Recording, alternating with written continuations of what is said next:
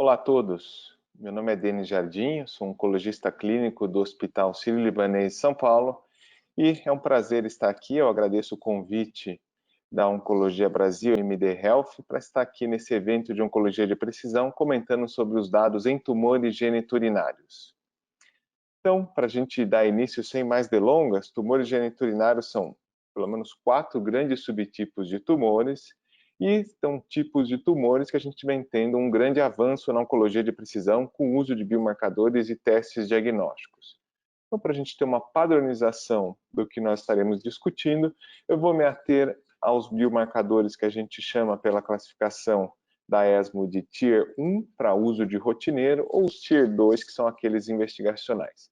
E também é muito importante que a gente faça uma distinção do que a gente já tem de aprovação e do que não temos de aprovação, até para balizar um pouco a nossa prática clínica na hora de solicitar esses testes. Então vamos começar sobre câncer de próstata. Então, câncer de próstata talvez seja dos tumores geniturinários o que a gente mais conhece ali testes disponíveis. Além dos testes de sequenciamento de nova geração, que são realizados em tecidos, como plataforma tipo Foundation e vários outros testes, nós temos testes em DNA circulante, em CTCs, testes germinativos, testes para doenças localizadas, também de expressão e assinatura genômica. O que eu vou comentar mais especificamente são justamente os alvos terapêuticos para doença metastática avançada. Especial atenção a gente deve dar aos marcadores chamados agnósticos, que se tornaram evidentes a partir dos últimos 2 anos com as aprovações pelo FDA, principalmente em câncer de próstata, uma vez que a gente não tem uma aprovação hoje de inibidor de checkpoint em qualquer indicação. Então, a gente poderia fazer uso desses biomarcadores agnósticos para alguns pacientes indicar o uso, principalmente dos inibidores checkpoint. São 2 casos, né? Os pacientes que têm instabilidade das proteínas de mismatch e aqueles pacientes com alta carga mutacional. A gente pode pesquisar isso em câncer de próstata, seja ali por uma plataforma de sequenciamento de nova geração, ou seja por uma imunistoquímica no caso das proteínas de reparo. Importante frisar que esses marcadores são aprovados como indicações agnósticas pelo FDA, mas ainda não possuem aprovação no nosso meio pela Anvisa. Em relação às proteínas de reparo no câncer de próstata resistente à castração metastático, a gente sabe que não é frequente, ocorre em torno ali de 2 a 3% dos pacientes, principalmente alterações em MLH1 e MSH2. Se nós olharmos o trabalho prospectivo com vários tipos de tumores que levou à aprovação do pembrolizumab para esse perfil de pacientes, nós temos aqui alguns pacientes com câncer de próstata que foram incluídos, que são justamente essas marcas com asterísticos que eu fiz, e a gente nota que nesse trabalho realmente tinham pacientes com câncer de próstata com altas taxas de resposta com profunda redução tumoral. A maior série nesse aspecto vem do grupo do Memório, que reportou a experiência deles em testar instabilidade microsatélite e resposta aos inibidores de checkpoint. Então, de mais de 1.000 pacientes incluídos, cerca de 3% deles tinham alteração de instabilidade, seja através da pesquisa pela deficiência na imunistoquímica ou do teste de instabilidade, o MSI Sensor. E quando a gente olha a atividade dos inibidores checkpoint nessa população, 50% deles tiveram taxa de resposta e mais ou menos 4 dos 11 pacientes tiveram respostas parciais, e a resposta parcial, na maior parte, é de boa qualidade, respostas duradouras. Então, apesar de um percentual pequeno, vale a pena ir atrás desse biomarcador se o acesso à imunoterapia for possível. Em relação à alta carga mutacional, os tumores de próstata não foram, a princípio, incluídos no estudo agnóstico de alta carga mutacional, mas a gente entende pela aprovação do FDA que esses pacientes também seriam candidatos. A questão que eu mostro justamente nessa figura, que engloba todos os tumores oncológicos e hematológicos pela carga mutacional, é que câncer de próstata está lá na metade inferior de carga mutacional. Então, não é um tumor que normalmente apresente essa carga mutacional, mas dentre os tumores a gente percebe algumas amostras que estão aqui na zona cinza, são justamente aqueles com alta carga mutacional. inclusive, como assinalado aqui, pacientes com TMB bastante elevados. Então, esses sim seriam bons candidatos ao uso de imunoterapia usando esse biomarcador. Outro alvo importante em câncer de próstata são chamados reparos de DNA, né, os DNAs Repair Defects, que podem ser testados por uma plataforma como Next Generation Sequence, e a implicação direta seria uma maior sensibilidade aos inibidores de PARP e também à platina. São vários os genes que estão envolvidos no reparo de DNA. Em câncer de próstata específico, tem sido estudado ali um perfil de 15 genes que foram escolhidos, como a gente vai ver, principalmente no estudo de Profound, mas o maior destaque para esses genes, sem dúvidas, é o BRCA2 dentre essa lista toda. Essa prevalência ocorre em torno ali de 22 a 25% do câncer de próstata metastático resistente à castração. Tem esse painel grande de alterações, lembrando que no geral ali 40% dessas alterações são germinativas e podem ser detectados por um teste que utilize ali sangue periférico, uma das plataformas germinativas. Os estudos iniciais já mostravam boas respostas desses pacientes aos inibidores de PARP, aqui no caso o estudo TOPARP-A, que 88% desses doentes respondiam ao Olaparib.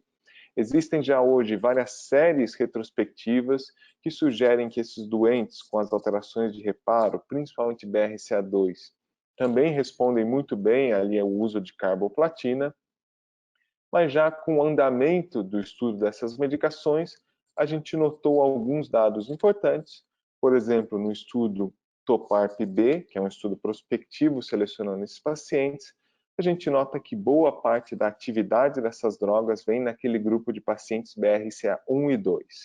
Pacientes com câncer de próstata com mutação em ATM, CDK12, realmente as respostas com inibidores de PARP não parecem ser tão satisfatórias assim. Então, um diferencial em todo aquele grupo de genes que foram incluídos como alteração de reparo. E o principal estudo que se comenta hoje para esse perfil de pacientes é o estudo Profound, um estudo prospectivo randomizado de pacientes com câncer de próstata resistente à castração que tinham falhado a uma hormonoterapia e recebiam ali ou uma nova hormonoterapia ou Olaparib. Tinham ali esse estudo utilizava o Foundation One como companion diagnostic e aquela lista ali de 15 genes. Então, a corte A, que era a corte mais importante, que incluía principalmente pacientes com BRCA2, mostra ali um benefício importante do uso do Olaparib em relação à terapia padrão com outro agente hormonal. Quando a gente olha aquela corte B, que incluíam vários outros genes que não BRCA ou ATM, já existe ali uma diluição importante do benefício do uso do inibidor de PARP. Mas ainda assim, esses pacientes eram em menor número, existe ali um questionamento que talvez nem todos os genes funcionem de maneira igual nessa questão do reparo do DNA e sensibilidade ao inibidor de PARP. Nessa lista ainda de genes de reparo, eu gostaria de chamar a atenção do CDK12, apesar de ser um gene relacionado ao reparo de DNA, é importante notar que ele tem sido associado a um perfil de câncer de próstata imunogênico, porque tumores de próstata com inativação de CDK12 têm mais alterações mutacionais do tipo duplicação, que conferem mais infiltração por células T ativadas e talvez um racional para o uso de inibidor de checkpoint nesse grupo de pacientes.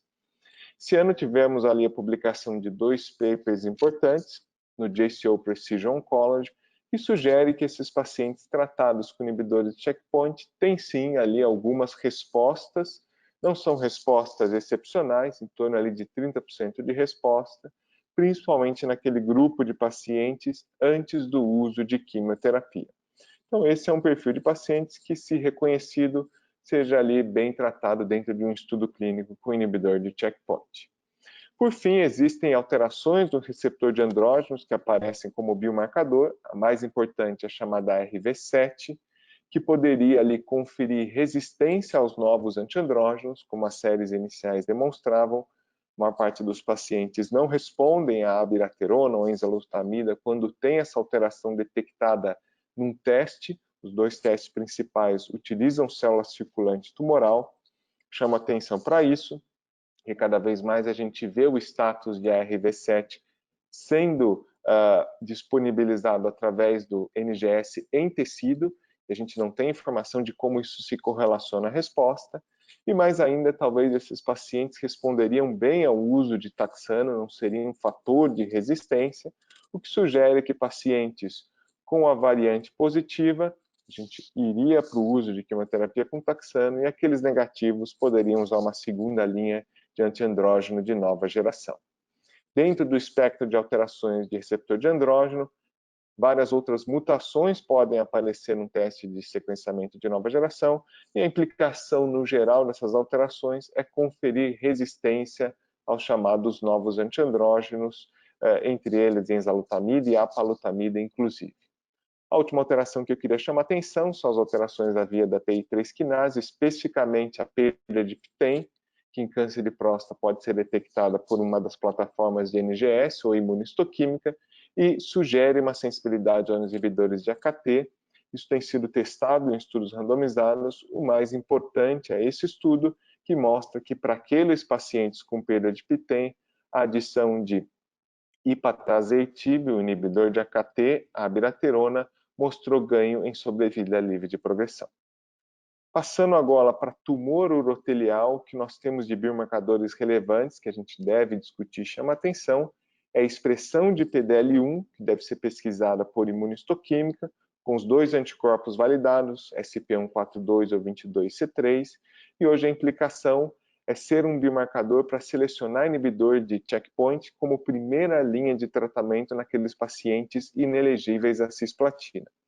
Isso vem de dois estudos randomizados importantes que mostram que aqueles pacientes que utilizaram inibidor de checkpoint sozinho, em comparação à combinação de quimioterapia, tiveram sobrevida pior quando não selecionados pelo inibidor de PDL1. E, de fato, aqueles pacientes que expressam mais, como no estudo em Vigor 130, a gente vê ali que o atezolizumab proporcionou um ganho em sobrevida global, uma tendência clara. No entanto, aqueles pacientes que eram hipoexpressores, pelo menos nas fases iniciais de tratamento, uma maior mortalidade com o uso inibidor de checkpoint. Então, isso permite selecionar, e é uma requisição de bula hoje no nosso meio, ter a expressão de PDL1 para utilizar o inibidor de checkpoint em primeira linha. Um outro alvo bastante importante ali em carcinoma urotelial, validado atualmente, é alterações do tipo mutação ou fusão no FGFR2 e 3, principalmente. Isso pode ser pesquisado por uma plataforma de RT-PCR ou uma plataforma de Next Generation Sequence. Existem, inclusive, testes disponíveis ali patrocinados por indústria farmacêutica, o mais comum é da Qiagen, e aqui são as principais mutações e fusões que foram incluídas. A implicação direta é o uso do inibidor de FGFR para esses pacientes. Isso foi validado num estudo de fase 2 de braço único, com erdafitinib, para aqueles pacientes com mutação em fusão, cuja prevalência no carcinoma urotelial metastático está em torno de 15 a 20% dos doentes. Nesse estudo, ali houve uma taxa de resposta de 40% em pacientes já refratários, pelo menos a uma linha de tratamento sistêmico prévio, uma medicação relativamente bem tolerável, com uma sobrevida global de 11,3 meses. Isso levou à aprovação dessa medicação tanto pelo FDA quanto pela Anvisa. Importante notar que existe um estudo de fase 3 em andamento, disponíveis em vários centros brasileiros, mais um motivo para se pesquisar as mutações e fusões de FGFR na prática clínica para o carcinoma urotelial. Várias outras alterações com alguma relevância clínica podem aparecer em plataformas de Next Generation Sequence em carcinoma urotelial. Aqui eu destaquei algumas e possíveis relações já publicadas com respostas. Alterações em TSC1, pacientes responderiam a everolimus. Alterações em HER2, uso de terapias anti-HER2, principalmente a afatinib. Mutações em Aridium e alta carga mutacional enriqueceria as taxas de resposta com o uso de inibidores de checkpoint. E alterações em RCC2 que estão relacionadas a importantes respostas com o uso de platina. Para finalizar, em tumor de rim, o que nós temos hoje na nossa prática de medicina de precisão? Nenhum biomarcador validado para a escolha de tratamento. O que nós sabemos em tumores renais é que existem os tumores divididos por histologia, células claras e não células claras, que eles têm muita correlação com alguns genes específicos relacionados a síndromes oncohereditárias. E esses genes que sugerem medicações que possam funcionar melhor. Então, alterações em VHL predizeriam respostas a inibidores de VEGF, alterações em MET presentes nos carcinomas papilares tipo 1, uso de inibidores de MET, e alterações em fumarato hidratase persistentes ali prevalentes no carcinoma renal papilar tipo 2, ao uso da combinação com bevacizumab e erlotinib. No entanto, esses biomarcadores não são necessários para se indicar esses tratamentos. Eles estão ali como base da resposta a esses tratamentos. Por isso que não devem necessariamente ser realizados na prática. Então, para concluir, como eu mencionei, a gente vai organizar todas essas informações por tier de evidência e por aprovação ou não. Então, hoje eu diria que em câncer de próstata é interessante a pesquisa das alterações de gene de reparo, principalmente BRCA2, e também a pesquisa de alterações de TMB e MSI, que as implicações estão relacionadas ao uso de inibidor de PARP. Pelo FDA, tanto o olaparib quanto o rucaparib estão aprovados, o olaparib para todos aqueles 15 genes, o rucaparib especificamente para alteração de BRCA2, e os inibidores de checkpoint. Nenhuma dessas indicações ainda aprovada no nosso meio pela Anvisa. Outras alterações chamadas Tier 2, alterações em ARV7 e perda de PTEN, que são alterações ainda em caráter um pouco mais investigacional. Para carcinoma urotelial, os biomarcadores mais relevantes no presente momento para doença metastática, as mutações e fusões de FGFR2 e 3, para o uso do inibidor de FGFR, erdafitinib, aprovações tanto pelo FDA quanto Anvisa, expressão de PDL1 para o uso de inibidor de checkpoint em primeira linha. Outros genes relevantes, HER2 e TSC1, interessante para uso ali em estudos clínicos tanto de anti-HER2 quanto inibidores de mTOR. E para carcinoma renal, nenhum biomarcador, talvez as alterações de MET e fumarato hidratase tenham alguma implicação ali no uso de inibidor de MET ou da combinação bevacizumab-erlotinib, lembrando que esses pacientes podem responder melhor a esses tratamentos, mas não foi um requisito que eles tivessem as alterações para os estudos clínicos de fase 2 que testaram esses perfis de tratamento. Então, com isso, eu gostaria de concluir, agradecer a atenção de todos, deixar aqui meus contatos e agradecer novamente a MD Health pelo convite, estar aqui em mais um ano desse grande evento que é o Precision Oncology, que hoje marca ali um pouco dos avanços de oncologia de precisão do nosso cenário oncologia brasileira. Obrigado a todos.